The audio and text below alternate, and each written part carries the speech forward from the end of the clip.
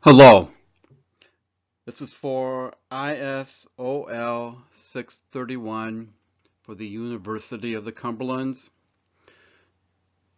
This is Chapter 11 in the Securities Policies and Implementation Issues textbook.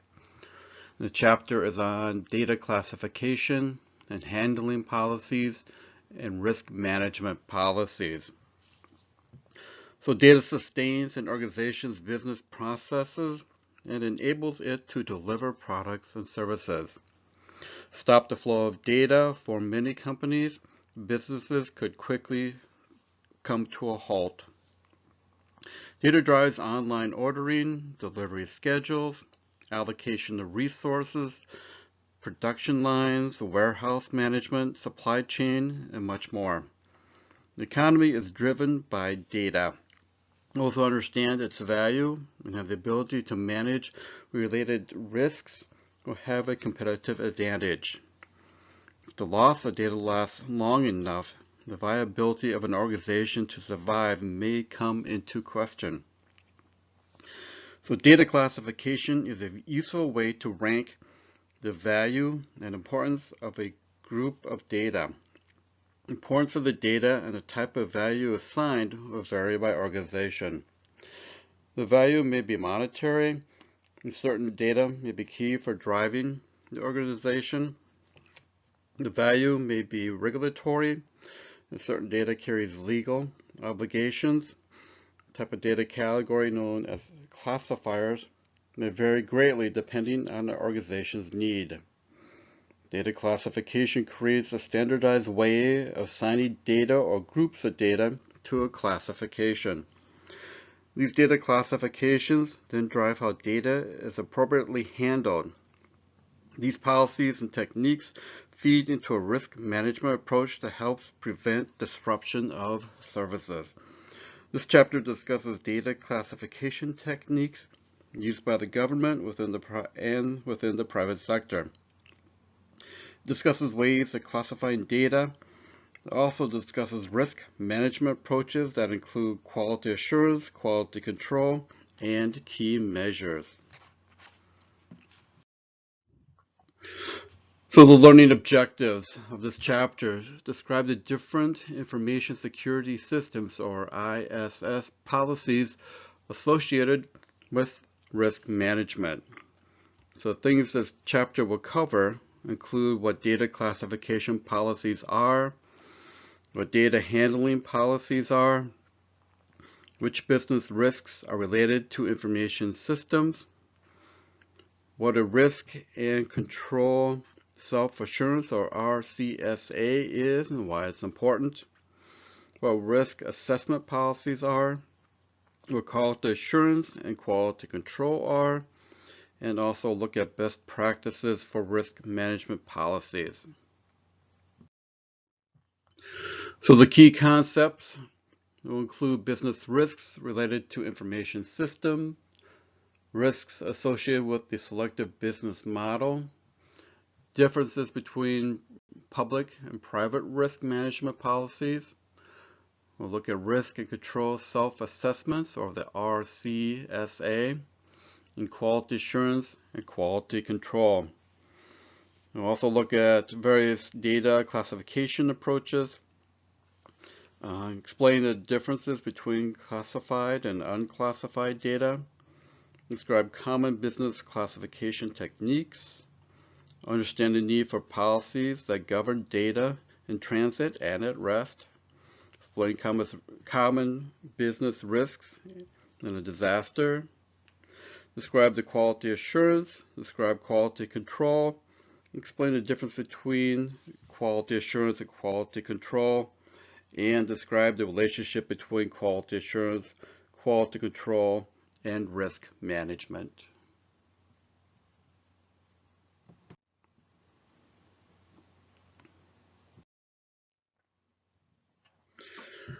So purpose of data classification.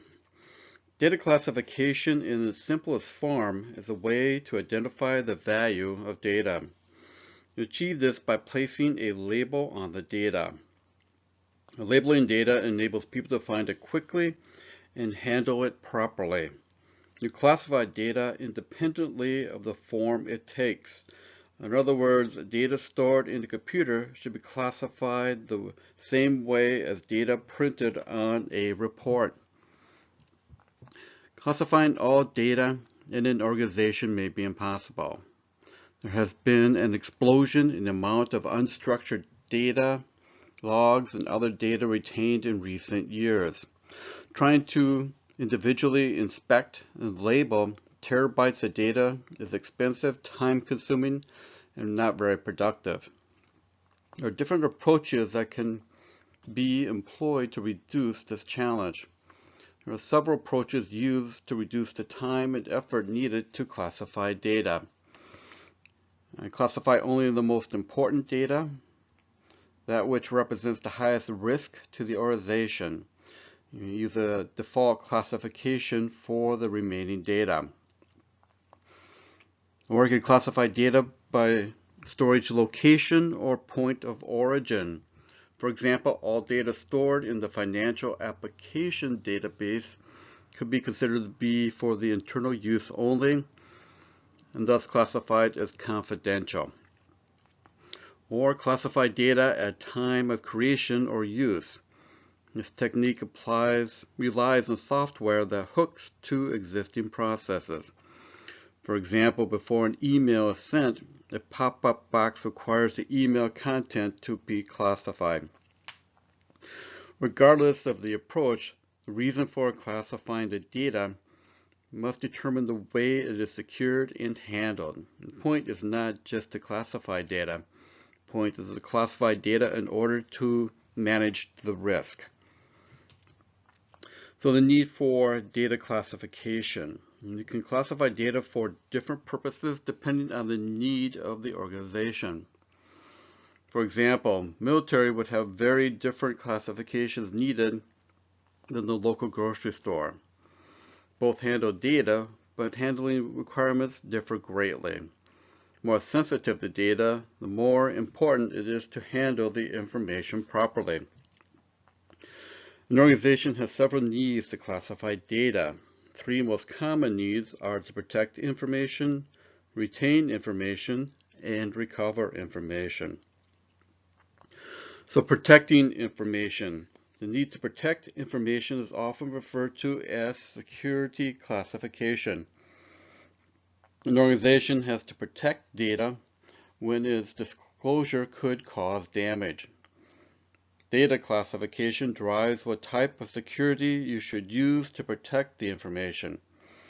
Data classification also helps define the authentication and authorization methods you should use to ensure data does not fall into unauthorized hands. Retaining information.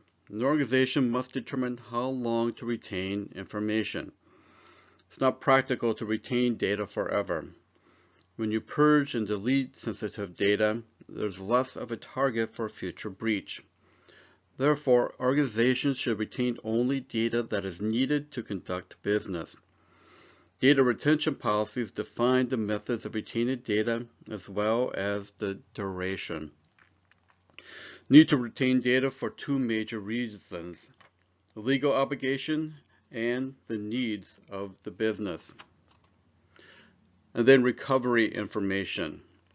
The need to recover information also drives the need for data classification. In a disaster, information that is mission critical needs to be recovered quickly. Properly classifying data allows the more critical data to be identified. This data can then be handled with specific recovery requirements in mind. For example, an organization may choose to mirror critical data. This allows for recovery within seconds. In comparison, it could take hours to recover data from a tape backup.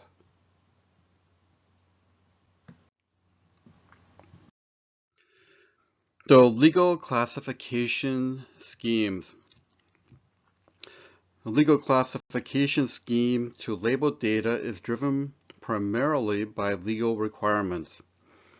Such schemes are often adopted by organizations that have a significant regulatory oversight or have had a significant legal or privacy viewpoint driving the data classification program. Regardless of the reason the organization adopts this approach, it's important that as legal requirements change, the data classifications change with them. For example, the definition of privacy has changed over the years. If the objective of the classification is to maintain individual privacy as legally defined, as the laws change, so must the classification. Consider an individual's home address. In some states, the address alone is considered private information. Some states, a home address is considered private only when combined with the individual's name. This changing legal landscape can affect how data is classified and handled.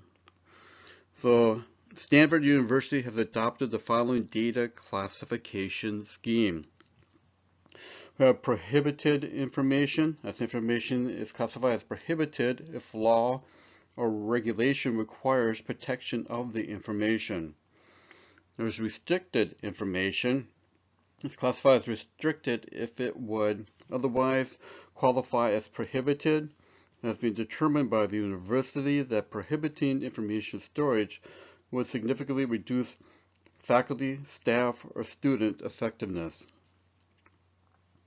Information is classified as confidential if it is not considered to be prohibited or restricted, but is not generally available to the public. And information is classified as unrestricted if it is not considered to be prohibited, restricted, or confidential. You can quickly see how the legal value placed on data determines use of the prohibited and restricted classifications. Examples of prohibited information are Social Security number, driver's license number, and credit card numbers. Examples of restricted information are health records and passport numbers.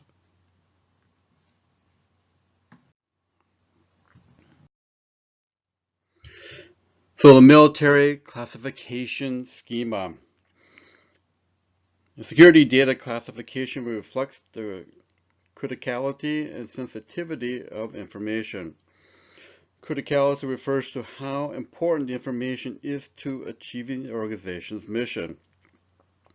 Sensitivity refers to the impact associated with unauthorized disclosure. A specific piece of data can be high on one scale but low on the other. Higher of the two scales typically drives the data classification. As data becomes more important, generally it becomes stronger controls. The U.S. military classification schema is used by a number of federal agencies. The U.S. military classification schema is defined in the National Security Information Document. And there are three classification levels. There's top secret data.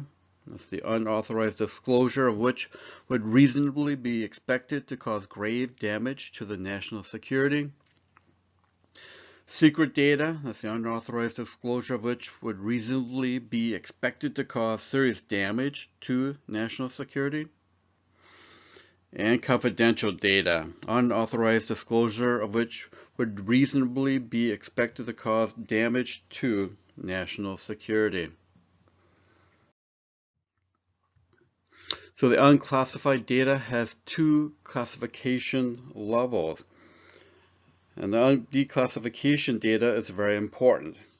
It's not typical to keep data classified forever. First, it's better to focus limited resources on protecting a smaller amount of the most important data. Second, it democratizes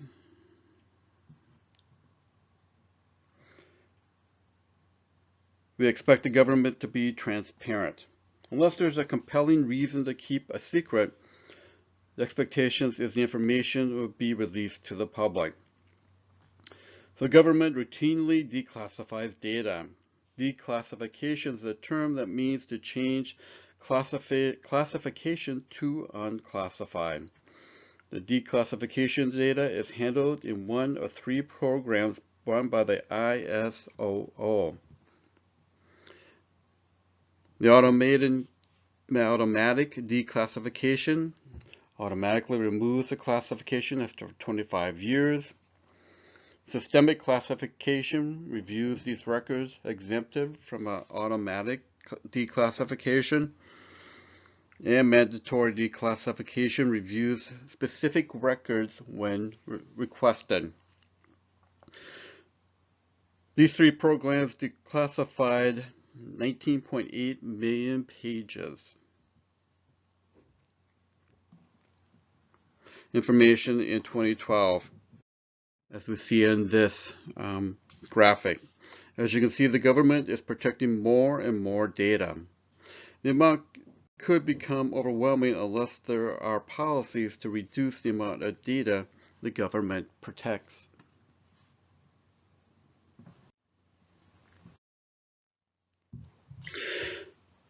So business classification schemes. The private sector, like the military, uses data classification to reflect the importance of the information. Unlike the government, there's no one data classification scheme. There is no one right approach to classification of data. Also, like the military, data classification and business drive security and how the data will be handled. So different classifications include highly sensitive classification, refers to data as mission critical. You use critically and sensitivity to determine what data is mission critical. This classification is also used to protect highly regulated data. This could include social security numbers and financial records. If this information is breached, it could represent considerable liability to the organization. Mission critical data is information vital for the organization to achieve its core business. As such, an unauthorized breach creates substantial risk to the enterprise. And sensitivity classification refers to data that's important to the business but not vital to its mission. If the information is breached, it could represent significant financial loss. However, the breached information could not cause critical damage to the organization. This data might include client lists, vendor information, and network diagrams. Internal classification refers to data not related to the core business. The data could be routine communications within the organization. The impact of unauthorized access to internal data is a disruption of operations and financial loss. And then public classification refers to data that has no negative impact on the business when released to the public. Access to public data is often achieved by placing the data on a public website or through press releases. The number of individuals who are permitted to make public data public is limited.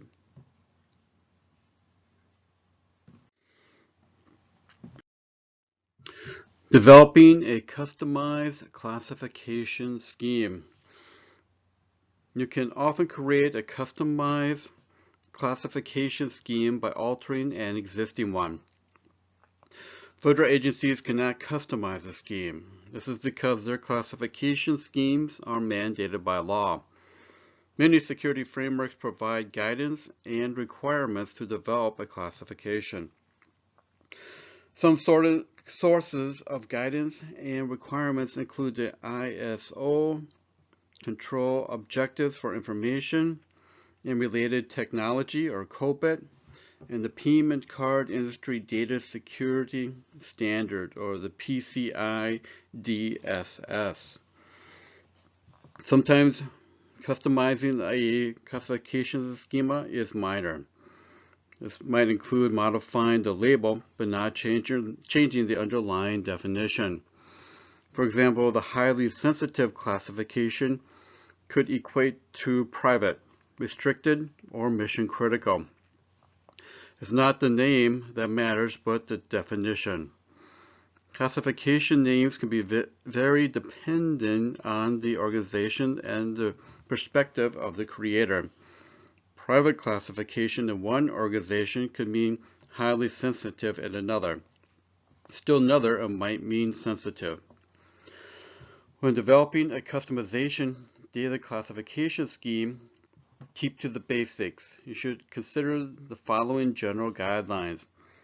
Determine the number of classification levels, define each classification level, name each classification level, align the classifications to specific handling requirements, define the audit and reporting requirements. You determine the number of classification levels by looking at how much you want to separate the data. One approach is to separate the data by aligning it to critical business processes. This helps you understand the business to better protect assets. So classifying data. You need to consider two primary issues when classifying data. One issue is data ownership. The other issue is security controls. These two issues help you drive maximum value from the data classification effort. The business is accountable to ensure data is protected. The business also defines handling requirements. IT is the custodian of the data. It's up to the business to ensure adequate controls are funded and they meet regulatory requirements. The COBIT framework recommends that a data owner be assigned. Data owner is the person who will be accountable for defining all data handling requirements within the business. Data owner determines the level of protection and how the data is stored and accessed. Ultimately, the data owner must strike a balance between protecting and usability.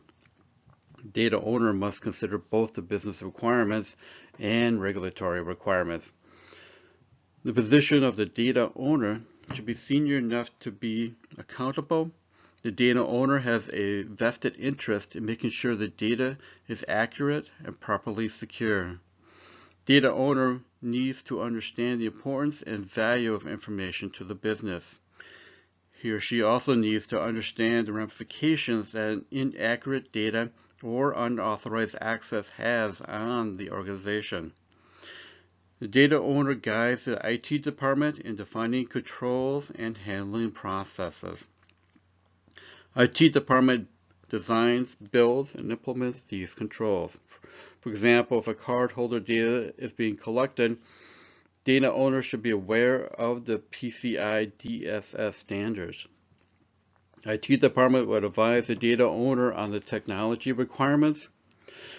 Responsibilities stays with the data owner to fund the technology.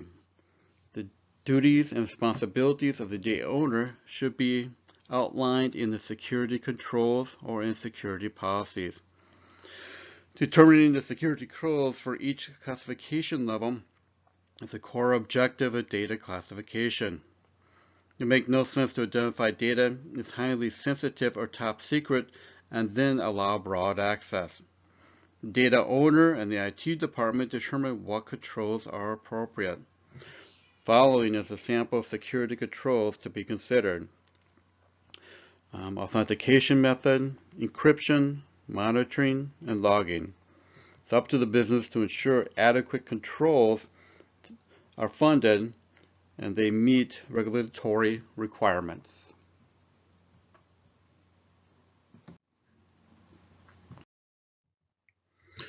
So data handling policies.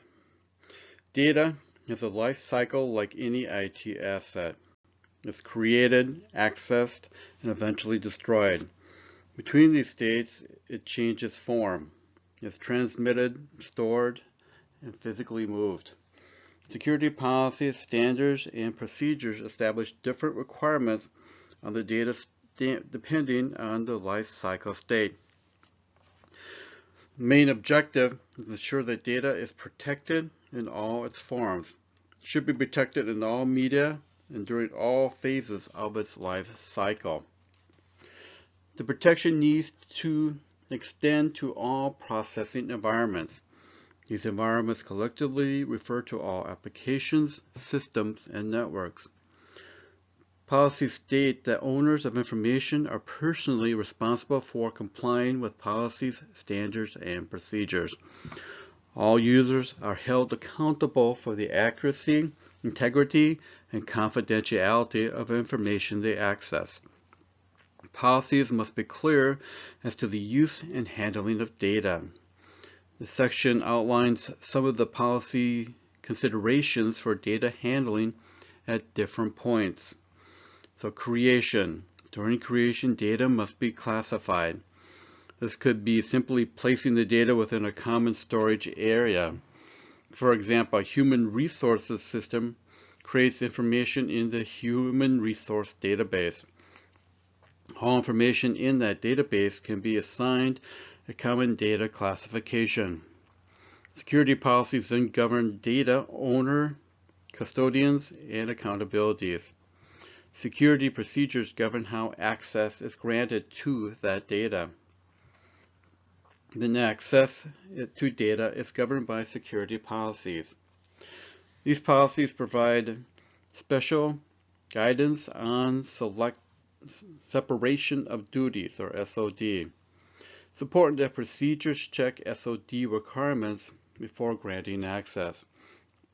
For example, the ability to create and approve a wire transfer of large sums out of a bank typically requires 2 or more people. The SOD would have one person create the wire and one person approve it. In this case, the procedures to grant authority to approve wires must also include a check to verify that the same person does not have the authority to create a wire. A person has both authorities. That person will create and approve a huge sum of money to himself or herself. Use. Use of data includes protecting and labeling information properly. After its access, data must be properly labeled and safeguarded according to its classification. For example, if highly sensitive data is used in a printed report must be labeled highly sensitive. Typically, labeling a report highly sensitive means that there will be data handling issues related to the storage. Transmission. Data must be transmitted in accordance with policies and standards. Organizations may have procedures and processes for transmitting data. All users must follow these procedures. This ensures that the data is adequately protected using the approved technology such as encryption. Storage. Storage devices of data must be approved. This means that access to a device must be secured and properly controlled. For example, let's say mobile devices are encrypted. Once a device is approved and configured, access can be granted through normal procedures. Storage handling also relates to physical documents. Highly sensitive documents, for example, need to be locked up when not in use. They should be shared with those individuals authorized to view such material. Physical transport. Transported data must be approved. This ensures that what leaves the confines of the private network is protected and tracked. The organization has an obligation to know where its data is. Also, it needs to know that data is properly protected. When possible, the data should be encrypted during transport. In the event of data media being lost or stolen, the data have been protected. Many organizations use pre-approved transport companies to handle data. These services provide the tracking and notification of arrival needed to meet the company's obligations. And then destruction. Destruction of data is sometimes called disposal. When an asset reaches its end of life, it must be destroyed in a controlled procedure. The standards that govern its destruction make sure that the data cannot be reconstructed. This may require physical media to be placed in a disposal bin. These bins are specifically designed to allow items to be disposed but not removed. Items are collected, the contents shredded. All users are required to follow procedures that have been approved for the destruction of physical media and electronic data. IT security policies, standards, and procedures must outline the clear requirements of each stage of a data's life cycle. Policies must be clear and responsibilities of the user to follow them. They also need to outline the consequences of non-compliance and purposely bypassing these controls.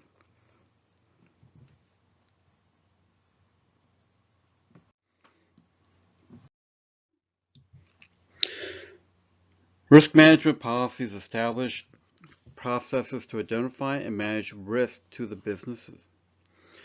As the risks vary depending on an organization, so do the risk policies that must be considered.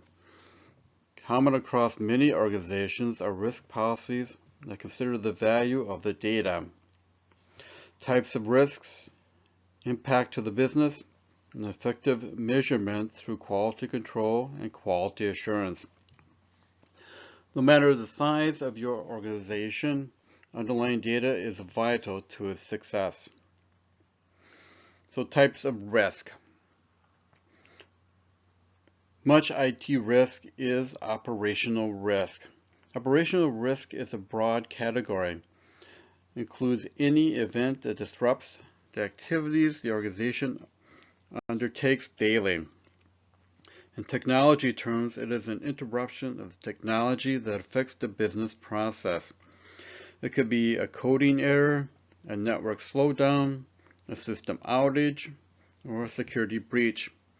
Data classification helps focus resources on these assets needed to recover the business.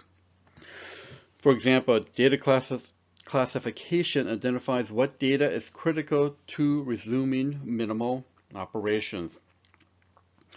The graphic on the screen illustrates that point, with Tier 1 representing a mission-critical application. With mission-critical applications, data should be mirrored so it can be recovered quickly. Notice the transition between Tier 1 and Tier 2. This is represented by the dotted line cutting across the curved line. In this case, only a small percentage of data needs to be recovered for minimum operation. Conversely, for optimized operations, a significant amount of data needs to be recovered. This is represented by the path of the curved line in Tier 3. However, this large amount of data is not as vital in the short term. Data classification allows you to stratify this data so the mission-critical data can be found quickly and recovered. So, risk management process. So, establishing a new risk-based management approach can be a daunting challenge. The objective of a risk-based approach is to focus on the greatest threat to an organization. IT security policies that are risk-based will focus on the greatest threats to business processes and promote a risk-aware culture. Policies, processes, and controls have more value when they reduce real business risk. Compliance is more than adhering to laws and regulations. Regulators also want an organization to demonstrate that it can systemically identify and reduce risks. Policies based on risk management principles can achieve this. Security policies steer the organization within regulatory boundaries. Policies also need to reflect the organization's risk culture, tolerance, appetite, and values. For example, the Health Insurance Portability and Accountability Act, or HIPAA, requires a risk management and analysis approach. This promotes a thorough understanding of the risks. This understanding leads to the selection of appropriate safeguards. These safeguards are based on the level of risks faced by the organization. Developing tools to make mathematical calculations on these factors provides a means of assessing the risk on objective fashion. Tools can inform the organization's leadership of trends and emerging risks, but at the end, they are only tools. There is no substitute for common sense. Much as they enlighten us, they also can cloud our judgment when they are followed blindly. Experienced leader knows to dig deeper when a model is saying something that doesn't make sense.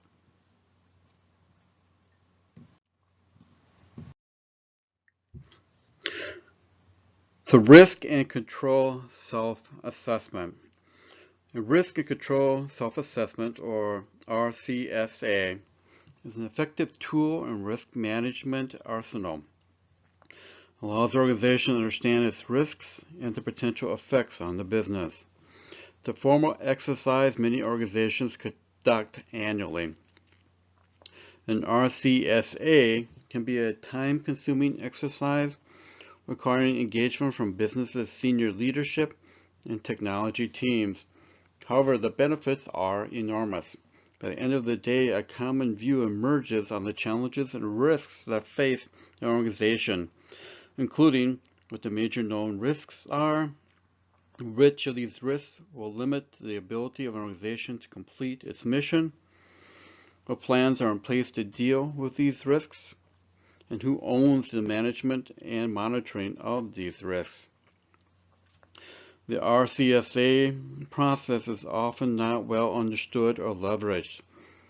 It contains the business leader's view of the risks. Consequently, they are an ideal source of information to support your risk management program.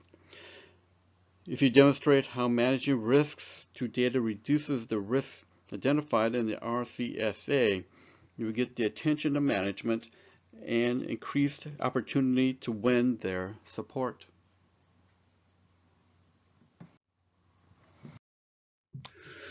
So risk management policies. Risk avoidance is primarily a business decision. However, differences between public and private are clear. Public organizations cannot avoid high risk, such as police departments. Private organizations can avoid risk with strategic decisions as to where to place their data centers, such as out-of-storm paths. The power to choose what risk is accepted is the main difference between public and private organizations. So risk management strategies. Once you identify a risk, you choose a strategy for managing it.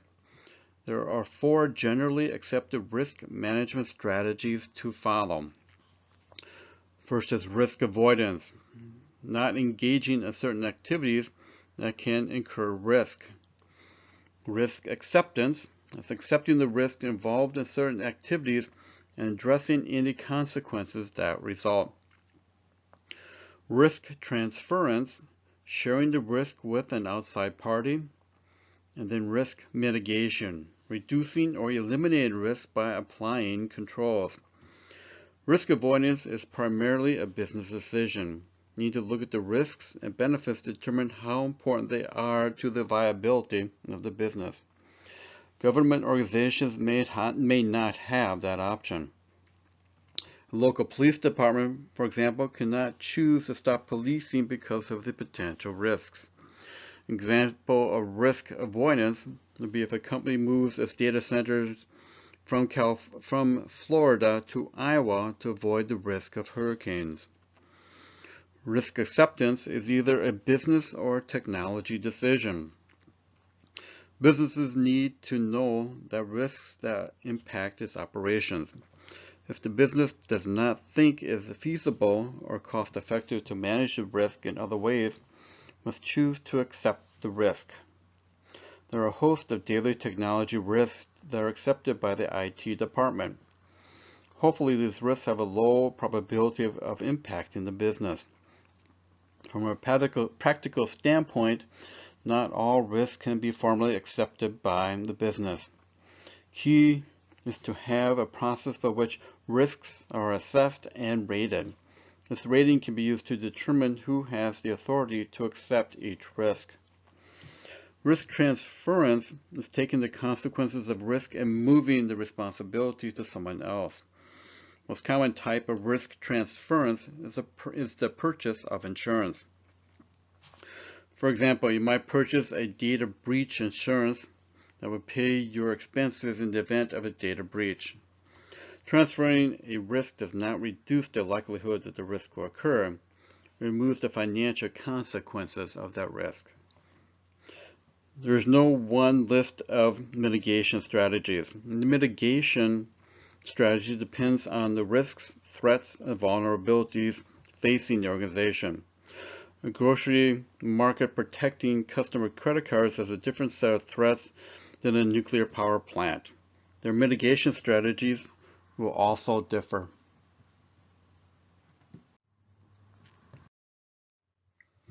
So quality assurance versus quality control. One method of measuring the effective of risk management is through quality assurance and quality control functions. These functions both measure defects, but in different ways. The idea is simple. If you are managing risks well, you should see fewer problems and fewer defects. Given the number of definitions used in the industry to describe quality assurance and quality control, the differences can be confusing. American Society for Quality, or ASQ, the global association, defines these terms as follows. Quality assurance is the act of giving confidence, the state of being certain, or the act of making certain. And quality control is an evaluation to indicate needed corrective responses, the act of guiding a process in which variability is attributed to a constant system of chance causes.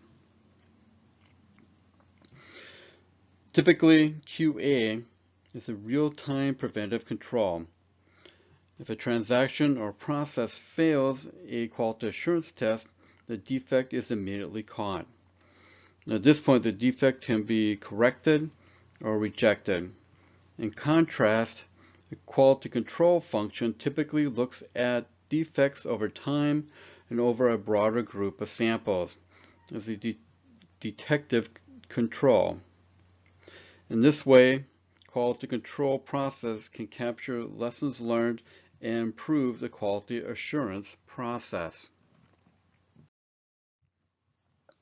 So best practices for data classification and risk management policies. Risk management policies provide the framework for assessing risk across data classifications in the RCSA activities. Resulting risk assessment looks at how risk is managed end to end. This means that the risk assessment can examine how data classification affects data handling in the RCSA process. It can also identify control gaps between the quality assurance and quality control processes. Risk management policies identify the creation and content of assessments. Risk management requirements may vary by industry and regulatory standards.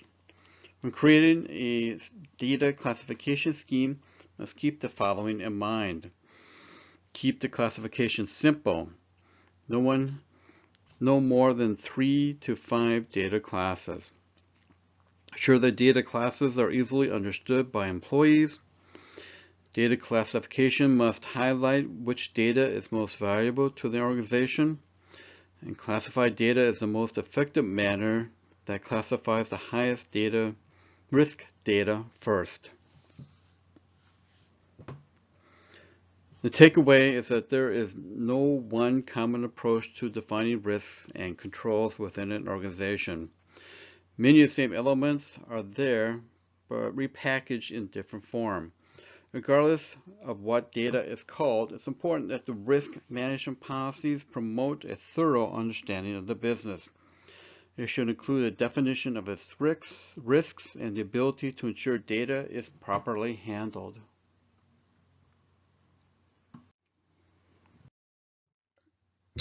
So in summary of this chapter, We looked at data classification based on the military scheme, risk management policies for private and public sector, roles and responsibilities associated with risk management policies, data handling policies. We looked at quality assurance and quality control.